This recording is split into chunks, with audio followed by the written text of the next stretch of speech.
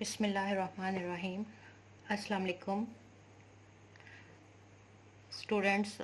I hope all of you will be fine and taking all the precautionary measures. Okay class 9th class आज हम start करने जा रहे हैं अपना 3rd चैप्टर, ठीक है, जो कि लॉगरिथम के बारे में है। ठीक है, ये थोड़ा सा बच्चों को टफ लगता है तो आपने इसको अच्छी तरह से समझना है। वैसे मैं कोशिश करूँगी कि मैं सारे पॉइंट्स जो हैं वो कोशिश करूँगी क्लियर करने के। ठीक है, तो आपने भी थोड़ा टाइम लगाना है क्योंकि वीडियो सुनने पे उसको समझने में भी टाइम लगता है। ठीक है, तो यहाँ पे हम लोग जो हैं स्टार्ट करते हैं। सबसे पहले लॉगरिथम। एक्चुअली लॉगरिथम जो है, लॉगरिथम एक आप कह लें कि एक यूज़फुल टूल है।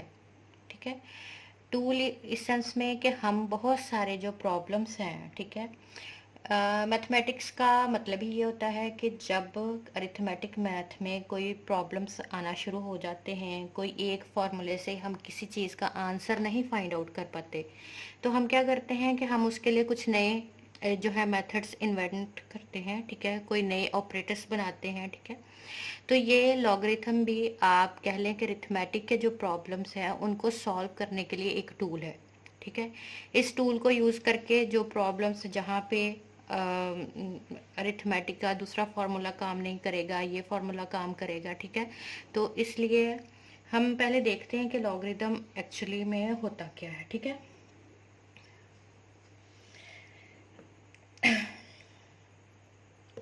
जैसा कि आप लोग जानते हैं कि अगर मैं लेट्स सपोज अगर मैं किसी चीज़ को इस तरह से लिख रही हूँ, किसी अमाउंट को 2 raise to power 2 is equal to 4, आप अच्छी तरह से जानते हैं कि ये आपकी एक्सपोनेंशियल फॉर्म है। ठीक है, कौन सी फॉर्म है? एक्सपोनेंशियल फॉर्म है। ठीक है, अब एक्सपोनेंशियल फॉर्म में हमें पता होता है कि हम 2 की पावर को कितने टाइम्स रेस करें कि हमें आंसर इक्वल टू 4 मिले। जैसे मैं आपसे पूछूं कि to which power I would raise, explain करूंगी। ये जो मैंने फर्स्ट एग्जांपल लिखी है ये किस फॉर्म को शो कर रही है? एक्सपोनेंशियल फॉर्म में, जिसमें कि 2 क्या है? बेस है। ठीक है, ये 2 क्या है? ये एक्सपोनेंट भी है, इंडेक्स भी है और इसको पार भी बोलते हैं आप। ठीक है, और 4 जो है इसको मैं नंबर बोल देती हूँ। ठीक है, तो यहाँ से हमें जो इन्फॉर्मेशन मिल रही है वो ये है कि अगर मैं 2 को और अगर मेरे पास 2 हो तो उसको अगर मैं 2 पार तक रेस करूँ तो मुझे आंसर जो है वो 4 मिलेगा। when 2 is raised to power 2 then it will be equal to 4।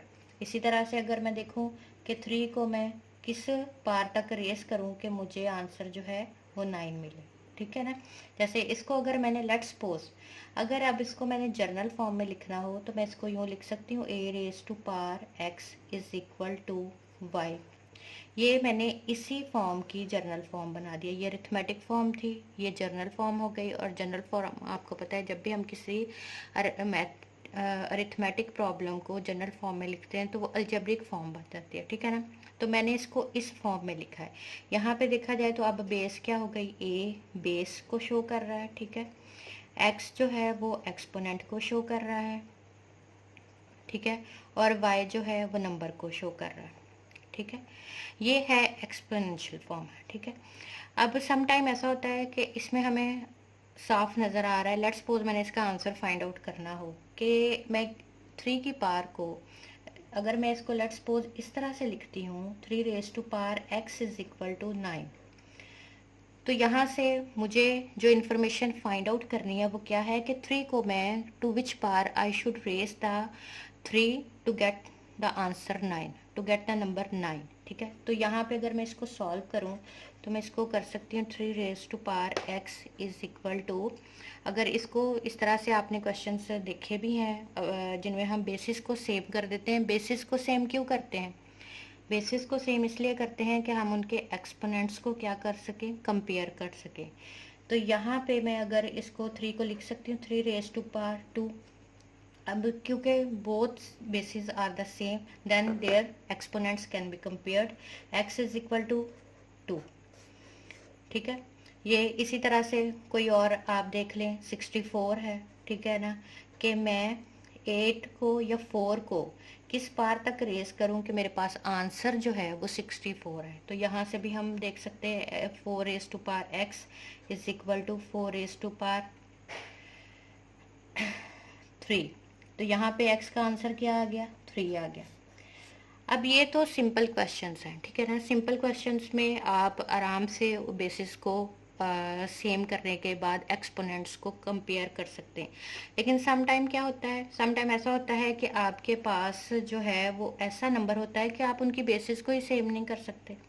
ठीक है, या आपके पास जो है एक्स की पार कुछ ऑकवर्ड सी आ सकती है। जैसे लेट्स सपोज कि जिस तरह से मैंने 3 raise to power 9 is equal to 3 raise to power 2 is equal to 9 लिखा है।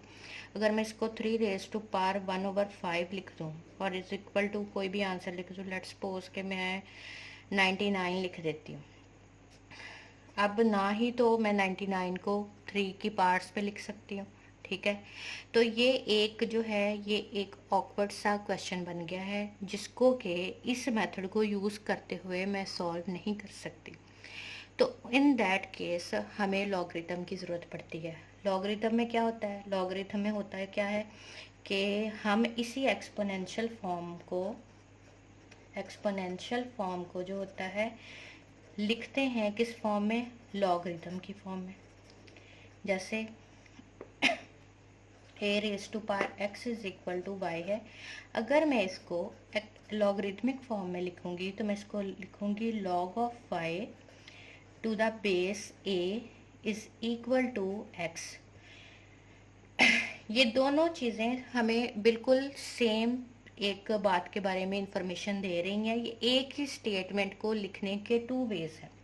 ठीक है, यहाँ पे मुझे ये बता रहा है कि logarithm of a number y to the base a is the index x of the part to which a must be raised to get the number y।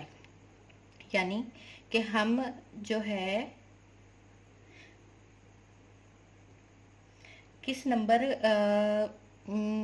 Base ए को कहाँ तक किस पार तक रेस करें कि हमें उसका आंसर y मिले, जो कि यहाँ पे था कि हम किस पार तक बेस ए को रेस करें कि हमें उसका आंसर y मिले। ठीक है ना, y मीन्स कोई भी नंबर होगा, जैसे मैंने आपको पहले अरिथमेटिक एग्जांपल्स दी हैं। अब ये मैं जर्नल में आपको बता रही हूँ कि इसको जर्नल में लिखते हैं।